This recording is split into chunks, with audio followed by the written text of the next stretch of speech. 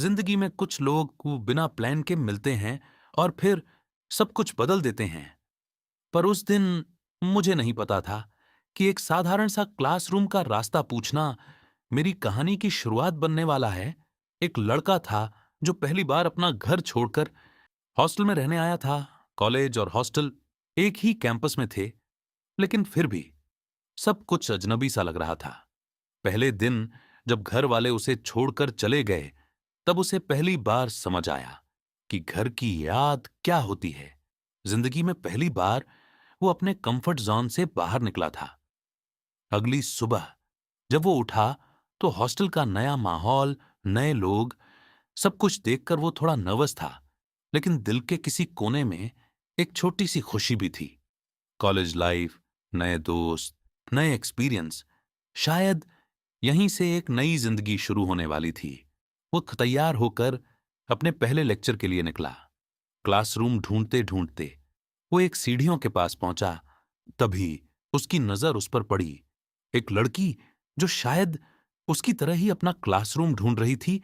उस वक्त ना उसे पता था, ना उस लड़की को, कि वो दोनों एक ही क्लास में हैं। हिम्मत करके लड़के ने उससे पूछा, एक्सक्यूज मी, 106 क्लासरूम कहाँ है?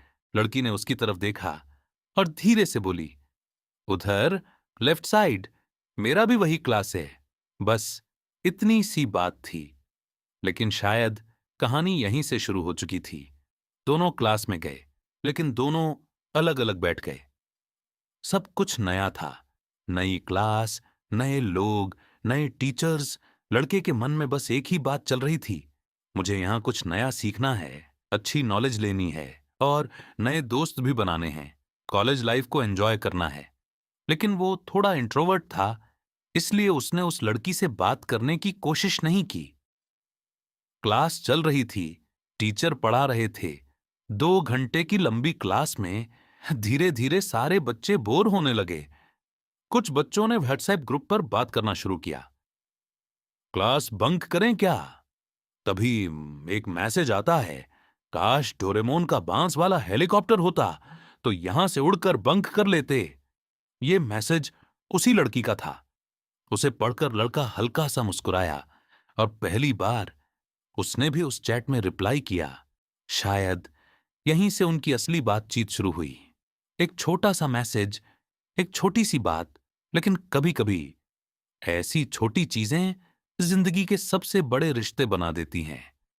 लेकिन मुझे नहीं पता था कि यह साधारण सी शुरुआत आगे चलकर मेरी जिंदगी का सबसे बड़ा ट्विस्ट बनने वाली है। वो लड़की असल में कौन थी? जानने के लिए मिलते हैं पार्ट 2 में।